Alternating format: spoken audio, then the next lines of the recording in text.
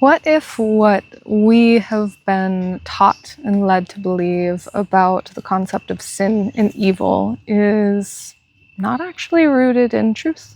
Here to provide a different perspective, a more empowering perspective on what the root of sin really is and different ways that we can use this perspective to bring in more acceptance and love, both of ourselves and the world around us.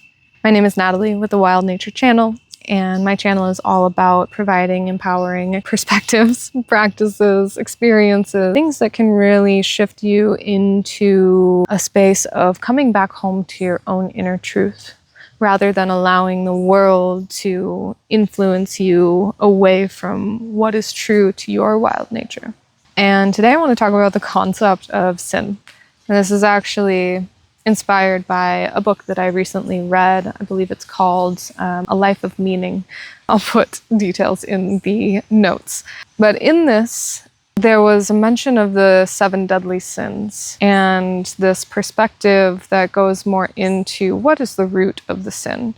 And I first want to start by saying that the word sin, and this came from the book, but looked it up afterward, and there is the truth to it. The word sin comes from the Greek word, and I might say this wrong, hamartia, and it was actually an archery term that meant to miss the mark. And so you can aim for the target, but you miss the mark. Maybe you're off by just a few degrees and you miss the mark, you miss the bullseye.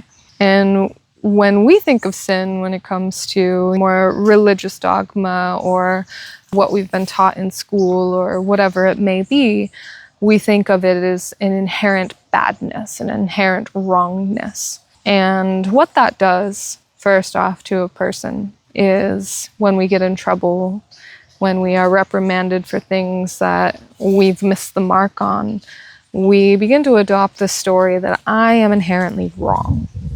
I am inherently bad. And thus, by doing so, we project that same perspective on the world around us.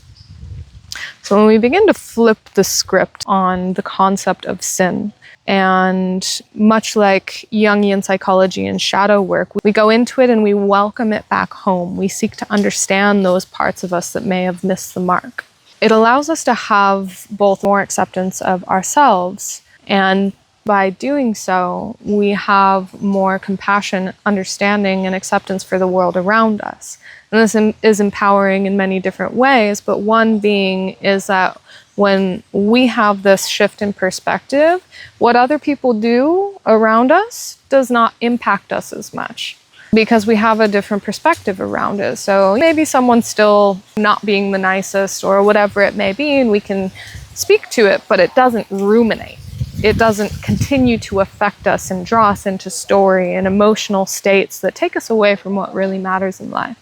And so with this concept of sin, I want to dive into what this book that I read talked about, because I found it really beautifully said in what the root is that drives the sin, that drives the missing of the mark. And so I'll use 2 examples, one being greed. So greed, when you look at people in the world that have a bunch of money and they're just consuming and getting more and all these things, maybe that's a trigger for you, maybe it's not. And greed at its very root is hunger. But where we miss the mark is what we are chasing after to try to satiate that hunger. And with greed, because it's missing the mark, that they keep having to consume, because it's not actually satiating the root hunger. It's not asking the questions of, will this actually support me?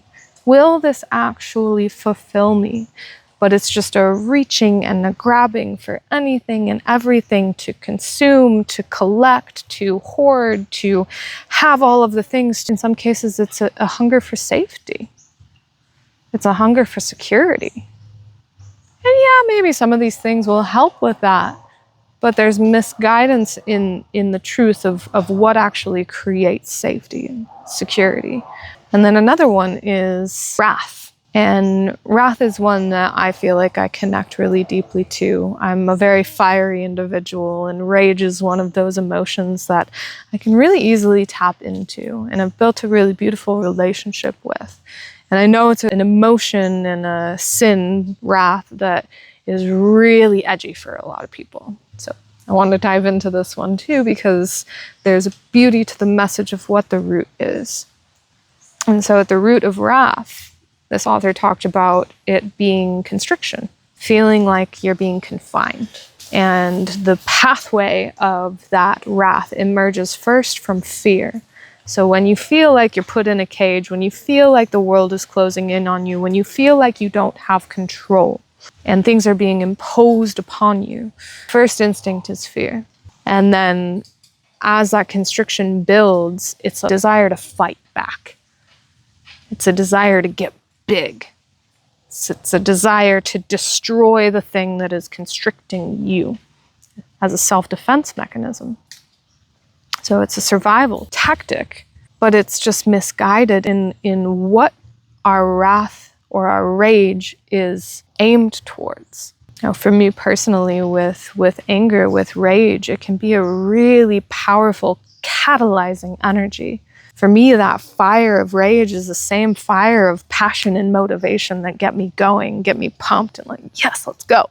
And so when you start to think about these things where you're viewing the world around you as like, oh, this person's corrupt, this person's that, and how it might agitate you, I invite you to shift perspective and just think maybe at the root, they have the same hunger, they have the same needs, they have the same desires that I do, but their aim is just a little off.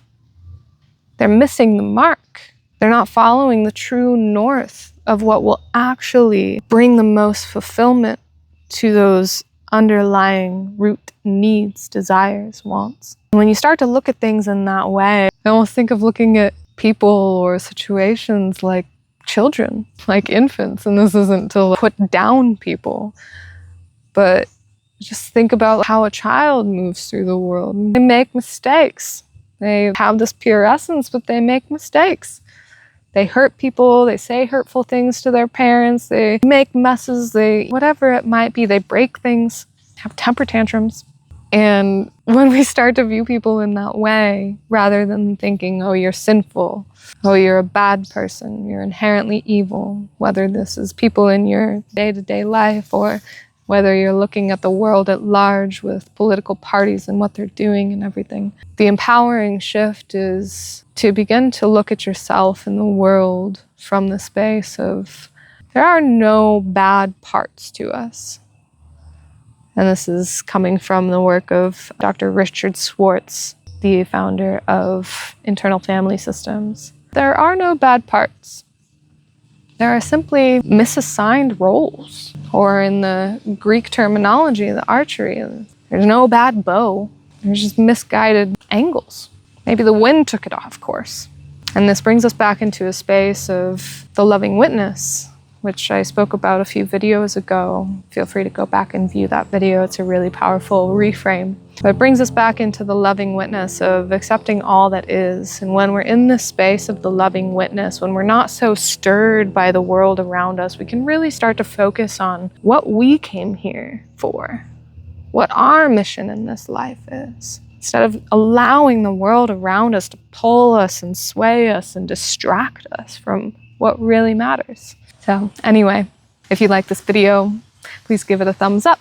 Share with anyone that you think would be interested, that may need to hear this message, go on this journey, and comment if this resonated with you or if there's anything you're taking away. And of course, as always, subscribe to this channel for more empowering content, perspective shifts, practices, and I will see you all next time. Thank you so much for watching.